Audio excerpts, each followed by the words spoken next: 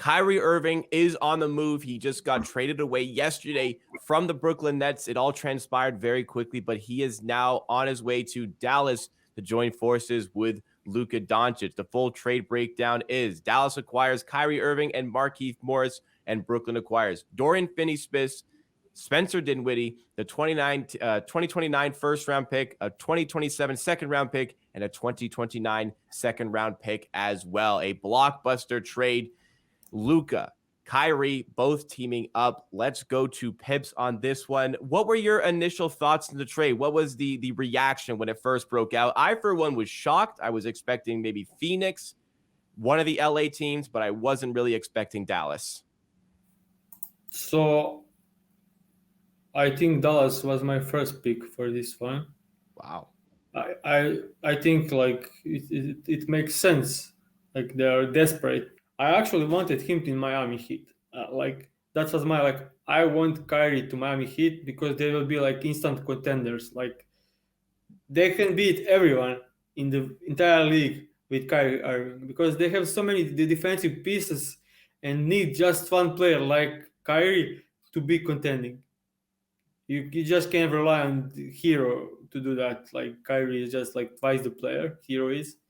Mm-hmm. So I was rooting for it, but I somehow expected. I actually talked about with my friends, couple of them, and I like was Miami Heat and Dallas. That was like for me two destinations. I wanted Miami, but I slightly was concerned about him going to Dallas, and I will just explain why concerned because I think Dallas didn't do anything with it. Like I don't see it. Like they went from the Kyrie, he could leave in the summer. Okay, they open up a ton of space and they can sign players, but I didn't check who everyone that's going to be free agent. Last season was kind of poor in the free agency besides Brunson, but I don't know what's this Even season. Probably so, better. even so, for Dallas to take a gamble with free agency, I'm not sure who's going to be available either, but that's a weird gamble for Dallas to take. Yeah, and that's two terrible gambles. Like you're gambling on Kyrie, who is like he can be like, okay, I'm fun 2 weeks, and after 2 weeks, like, again some crazy stuff. Yeah, just gamble on him. Also gamble on him resigning. You never know what Kyrie. I don't think Kyrie Irving knows what Kyrie Irving will do. Yes. Like that's completely enigma. And defense, man, they traded their best defensive guy, and now you have a lineup with Luka Doncic, Kyrie Irving, and Christian Wood. Like you need to have like prime Pippen and Hakim there to be average in defense. So I don't think this kind of moved the needle for Dallas. I think we'll see like a ton of zone defense moving forward because like that's the only way this could work. Yeah, I'm just not. I when I look at this trade, I think Nets are winners. They kind of got the best season of career for Spencer Dinwiddie. He's like 18 scoring 80 points and I think 5 assists on average with way above average shooting efficiency, like 40% from three, 60% through shooting, like the best Spencer Dinwiddie we ever seen. Yeah. And they got Dorian Finney-Smith, like amazing defender. Like I'm huge fan of his defense. Like I just love him. Like he's a wing that can be a point of attack defender and still doing all kinds of work off the ball and in the lanes. And I just love Dorian Finney-Smith. And he can shoot wide open threes, which is great. So great 3D guy. But I also think like and they got the draft capital also. So this is a good move for the Nets, whatever they decide. But also with a Kyrie out, I don't think they have that what's needed for them to win. I will say from a Brooklyn perspective, this is probably the best they could have done, the way Spencer Dinwiddie is playing and the draft capital they got back. I think they did a great job of doing this quickly before it got to the point like Wednesday, Thursday, like, okay, either you trade him and you take what you get or you lose him for nothing. So I think they did a good job there. From Dallas's perspective, I think that's like fine valuation for Kyrie. It's just, like you said, like the defense is the biggest thing. Doncic, Kyrie, Christian Wood all on the same team. Like, how do they really expect to compete for a championship there? The odds have shifted just specifically from BetMGM. The consensus odds were around plus 2,000 on Dallas, maybe a little bit higher. They're down to plus 1,400 on BetMGM. I've seen a lot of books around the same thing over there.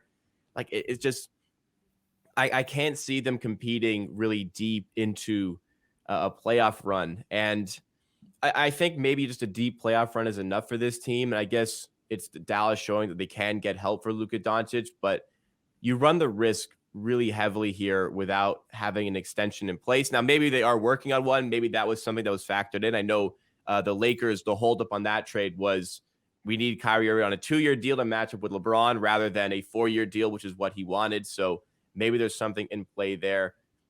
I understand why Dallas did it. They want to gamble with Luka Doncic being here, maybe time running out on Luka Doncic's patience, but the defense is going to be a big problem here. I like Javon's comment in the chat here, speaking about maybe Crowder would be a good move for the Dallas Mavericks to go towards just to supplement the defense a little bit. We have somebody else saying that, or it's Javon as well, sorry, that's saying that Christian Wood might be somebody has to get traded. And I will say for Dallas, those, like, they still have room to make some moves before the deadline. And I will say for Brooklyn as well, I think that 2029 first round pick should immediately be in the in front of the shop, in the window for other teams to look at, because Brooklyn are in such a good position right now. The way KD is playing, Dinwiddie's still a good player. They can find maybe some other things to bring in. They saved a good amount of money having let Kyrie Irving go to the Dallas Mavericks here. So I think there's potential for Brooklyn to maybe make some more moves towards the deadline. Any thoughts on if Brooklyn can strengthen and if that's a good idea for them? I'll firstly go to some other interesting point, but I think Dallas Mavericks are very happy with the way Josh Green turned out this season. Yes.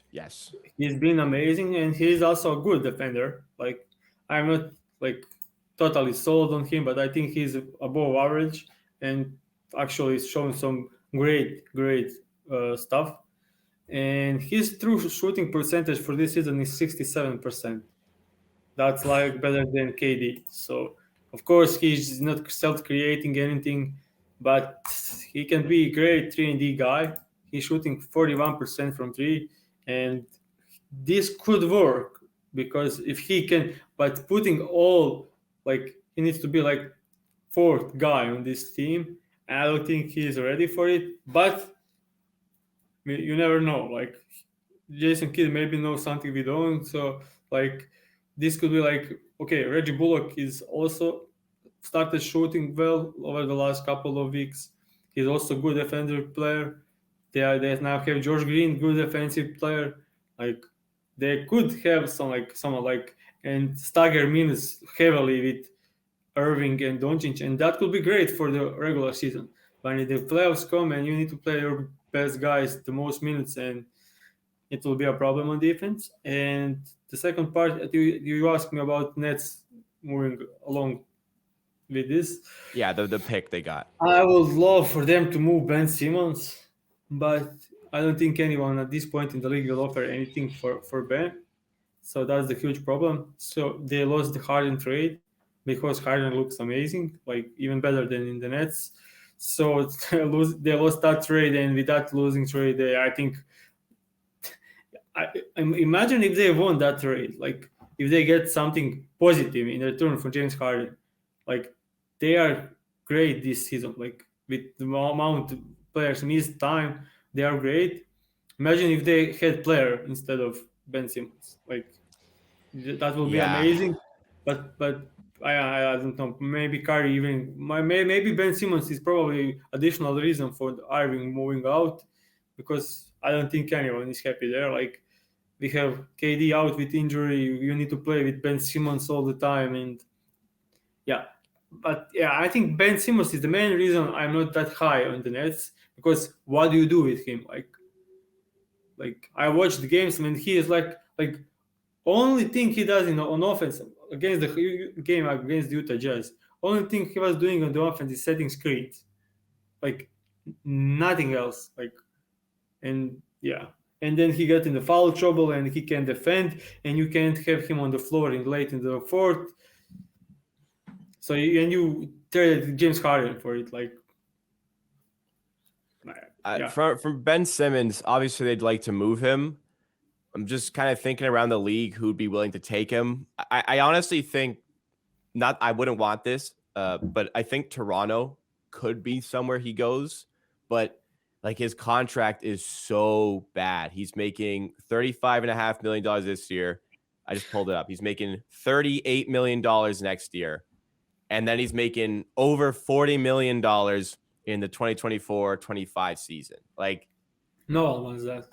It's how can any team take that on? How can any team actually take that on? And maybe like somebody's asking here, Aaron is asking in chat if perhaps Ben Simmons could turn into the backup center, which is crazy. Is there a chance that maybe because you lost your primary ball handler, does Ben Simmons get the ball back in his hands, play somewhat of the role he had with Philadelphia? It really seems like at least this season, the confidence from a shooting standpoint isn't coming back. Do you think any of these possibilities could come to life here? But he is playing backup center this season. Okay, well, there you go. Like, yeah, I suppose. Yeah, he is like 100% staggering his minutes with Claxton. And we can't have both in on the the second floor. unit, he's playing the center. Yeah, and they start, and Ben Simmons moves out after 4 minutes and comes back to play backup C. That's what he's doing this season. Like he's like Draymond Green role, but Draymond Green is better on both sides on the court. Yeah. So Draymond Green's better on offense. At least Draymond Green will, that's what we've come to. Yeah, and better on defense also, which is like the bread and butter for Simmons. Like only reason you have him on the team right now is because he can defend, and I think Draymond is still way better there. So I don't know why I've developed a bit of a soft spot for Ben Simmons. I just hate to see somebody's career fall off like this. I think the best thing for him is he has to get salary dumped somewhere like a Charlotte or Detroit or something, and just give him like all the tools to get the ball again and see if he can find anything. But there's nothing that's really suggesting here that he's going to get that back. So, but I will say Ben has the skills. Ben has the skills to be like 18, 8, and 8 guy. He has the skills. That's not even questionable. But if he doesn't, like, if it's mental, like, what do you do? Like, do you trust him to turn around? That didn't look well over the last 3 years for the 76ers and now the Nets. Like, he's not healthy anymore. He's getting like health issues and injuries like every week. He's out. So like we all know what he is capable of. Just look back like 3 seasons ago with 76ers when Embiid was out. He will get 20, 10, and 8 like easily, like effortless. And he's still that guy. Like he didn't forget how to do it. He just doesn't have confidence. And one knock as well I have against him is that so with Philadelphia, his years there, he won Rookie of the Year, and then his stats stayed the same. He didn't get any better. There wasn't really much inclination from him to improve his game, to improve his shooting. Genuinely, to this day, I'll say from early Ben Simmons' career, if he'd actually worked on that three-point game and got a 3-ball, he is like a near MVP caliber player because he's a DPOY level player. Offensively, he can give you 8 to 10 assists per game, 8 to 10 rebounds. The points are there. And then you add in the floor spacing as well and pair that with Joel Embiid at the time, he would have been pretty much unstoppable. But that is where we are today. So Dallas definitely gets better here in this trade, but I don't think we put it enough to get to a championship. Brooklyn, obviously, they got worse here. I mean, I think they did the best that they could given the situation with a lot of questions now being asked about Kevin Durant's future. There's going to be a lot of questions about this front office, losing Harden, losing Kyrie, and possibly now losing Kevin Durant. And this era has certainly failed. We'll end on this question for this topic. What do you think is the ceiling for Dallas and for Brooklyn in the playoffs? What's the max they can do with their current rosters without maybe extra trades happening by Thursday? Probably first round exit for both, but ceiling is second round exit. That's I tough. think this could be like first round exit, my opinion, but ceiling is second round exit. I think I will unfortunately have to agree on both sides. But hey, Dallas surprised us last year. We'll see if they can also do that this season.